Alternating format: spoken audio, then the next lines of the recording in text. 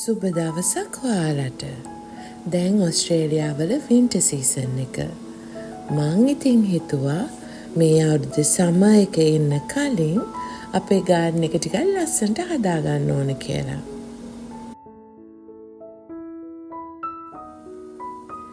ඉතින් මම ලෑන්ඩ්ස්කේප් කරන කීප දෙනෙක්ගෙන්ම කොටේෂන්ස් ගත්තා.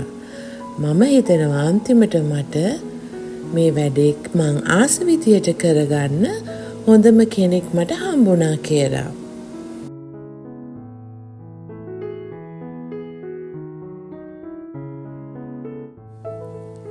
ඉතින් අපිට තියෙන්නේ හරිම පොඩි ගාඩන් එකක්.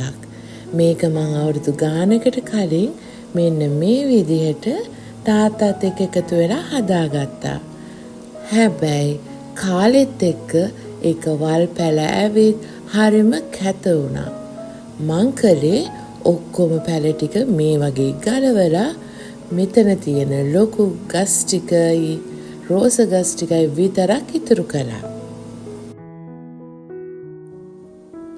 මම මුලින්ම හිතුවේ ෆ්‍රන්ට් යාඩ් එකයි සයිඩ් එකේ තියෙන ඒරියා එකයි විතරයි වෙනස් කරගන්න කියලා. ඒ වුණාට අන්තිමට මට හිතුණා මුළු ගාඩන් එකම කම්ප්ලීට් කරගන්නවා කියලා.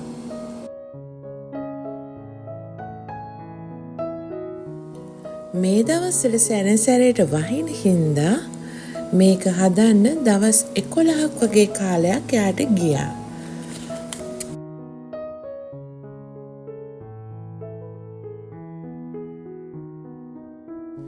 මම මේ ඔයාලට ඒ දවස්වල ගත්ත පොඩි ක්ලිප්ස් ටිකක් තමයි පෙන්වන්නේ.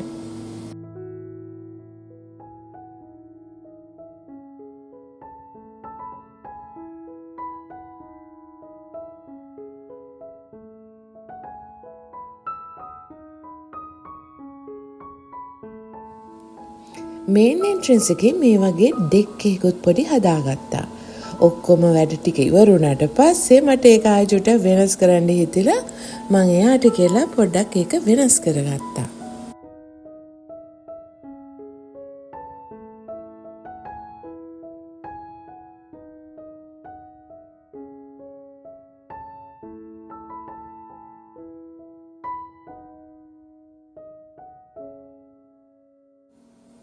ආටිෆිෂල් ග්‍රාසස් මේන්ටේන් කරන්න ලේසි නිසා මම ඒව තමයි දැම්මේ.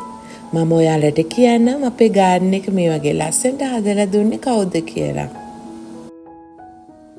එතකොට ඔයාලටත් පුළුවන් එයාත් එක්ක එකතු වෙලා ඔයාලට ඕන විදියට ගාඩන් එක ලස්සනට හදාගන්න. මං ආස වුණේ අපේ ෆ්‍රන්ට් යාඩ් එකේ ගොඩාක් පාට මල් වර්ග තියෙනවට. ඉතින් අවුරුද්ද පුරාවටම වැඩි කාලයක් මල් පිපිලා තියෙන ඩේසි පැල තමයි මං හිටවන්න ප්ලෑන් කළේ. ඔයාලට මම මේ පැල ලොකු වුණාම පෙන්වන්නම් ඉස්සරහා vlog එකකින්.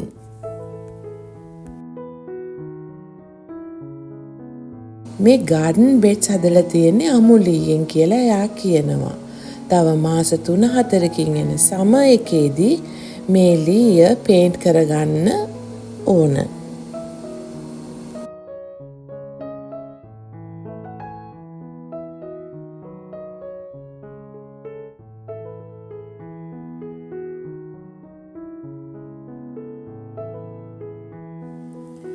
දැන් ගාඩන් එකේ 80%ක් විතර වැඩ කම්ප්ලීට්. තව මට තියෙන්නේ සෙප්තැම්බර් වගේ වෙනකොට අලුතෙන් පැල හිටවන්න මේ ගාඩන් බෙඩ්ස් වලට පොහොර එහෙම දාලා පස් දාලා හදාගන්න.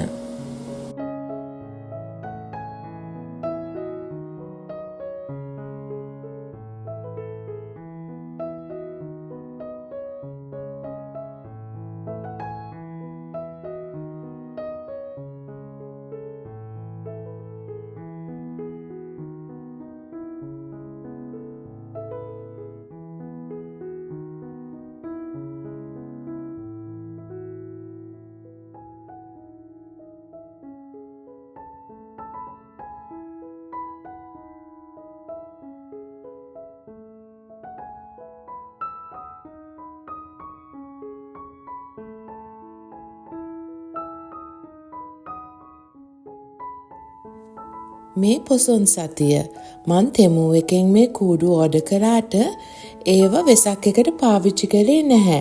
ඉතින් අද මම ඒක එල්ලුවා.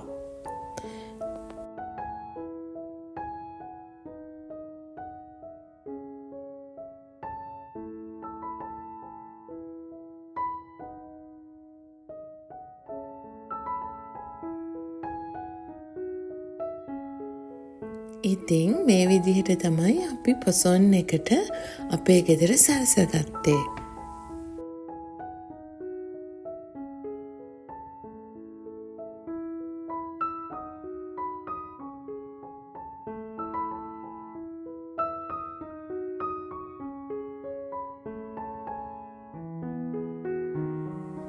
මම ඉන්නේ මෙල්බර්න් වල ගොඩාක් ශ්‍රී ලංකන් කොමියුනිටි එක ඉන්න ප්‍රදේශයක. ඉතින් අපිට මේ දවස්වල ගොඩාක් දන්සැලුත් තියෙනවා.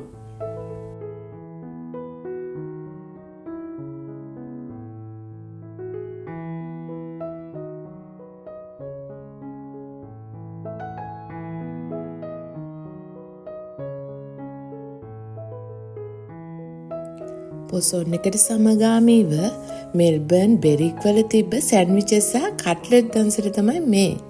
මේ වගේ පොඩි පෝලිමකුත් තිබ්බා. හැබැයි ඇත්තටම කෑම නම් හරිම රසයි.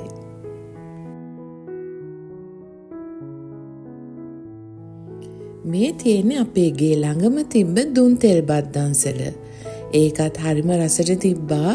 ඉතින් මේ දන්සල් දුන්න හැමෝටම පින් සිද්ධ වේවා කියලා මම ප්‍රාර්ථනා කරනවා.